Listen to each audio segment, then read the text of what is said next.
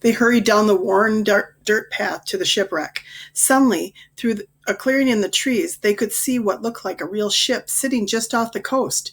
The kids picked up their pace. When they moved through the clearing, the shipwreck came into complete view. It was massive. It looked like most of an entire ship was waiting for them out in the water.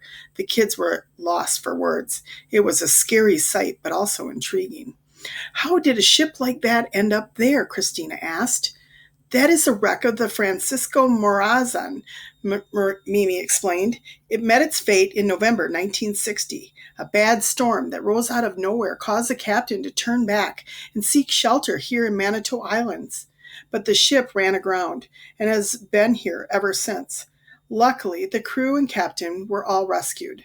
Wow, the kids said together. But wasn't there a lighthouse? Christina asked. What's a lighthouse got to do with a shipwreck? Grant asked. A lighthouse guides ships, Papa said, so that the crew can see the light in the dark or sometimes during a storm. Some lighthouses even have horns for when the fog is thick as pea soup. But it's not foolproof. Sometimes the storms are so bad that even the brightest light from the lighthouse can't be seen, he added, especially in the winter when you have a whiteout, Nicole added. Whiteout? Is that like a blackout? Grant asked. When all the electricity goes out and you can't play video games? No, a whiteout is when there's so much snow falling and swirling in the air that you can't see anything but white, Mimi said. Papa glanced at his watch. We better head back. Christina took one last look at the huge, hauntingly beautiful ship before heading back to their boat. I wish it were summer so we could take a swim and get a better look at the ship, said Christina. And this coming from someone who was afraid to come out here in the first place, taunted Nicole? That's pretty brave. I don't think I would swim so close to a ship, even a shipwrecked one. On the way back, Grant noted, You know, I haven't seen any other people here at all. Christina thought for a moment. You're right, I haven't either. Mimi was the first to arrive back at the docks. Is this the right dock? She asked. Certainly, there's only one, Papa said. Mimi shook her head. Well then, we're in big trouble because little Mimi isn't here. Mimi was right. The dock was empty and the boat was gone. The only thing left was the rope that Papa had tied to little Mimi, and that was dangling in the water. Chapter 8, Close Call. Papa scratched his head. I don't know how she got free, he said. I tied her down tight. I know, Papa. I watched you do it, Christina cried. Christina had no intention of being stranded on an island in the middle of Lake Michigan. We need to find the little Mimi boat, Christina exclaimed. Boats don't just disappear, Papa said, unless they're shipwrecks, Grant added. Oh no, I hope the little Mimi wasn't swallowed by the lake, Papa. Well, while storms do come up quick out here, I don't think that's what happened to our ship, Papa replied.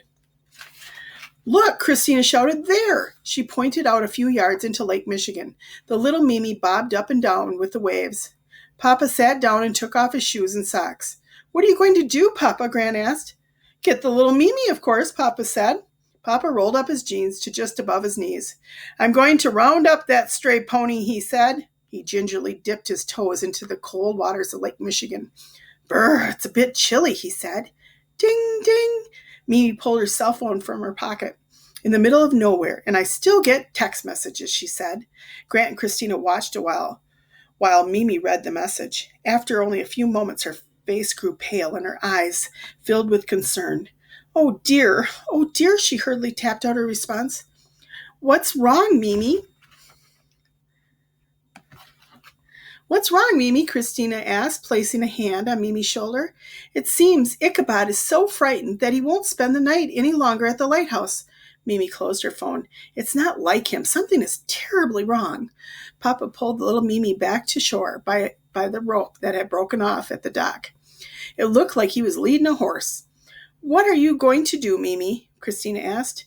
Mimi answered, Well, I told him to sit tight. We'll be there in just a few short days. Mimi, Christina, Grant, and their friends walked toward the little Mimi now, fastened to the dock and waiting for their arrival. Everyone cheered. Papa rolled down his sopping jeans. Woo-wee! That was cold water, he remarked. Cold enough to wake the dead. Grant shot Christina a look. All this talk about Mr. Icky being scared in shipwrecks and dead water is giving me the willies, Grant said. Christina nodded in agreement. Mimi boarded the boat. Not to worry, kids. There's no ghost. I'm certain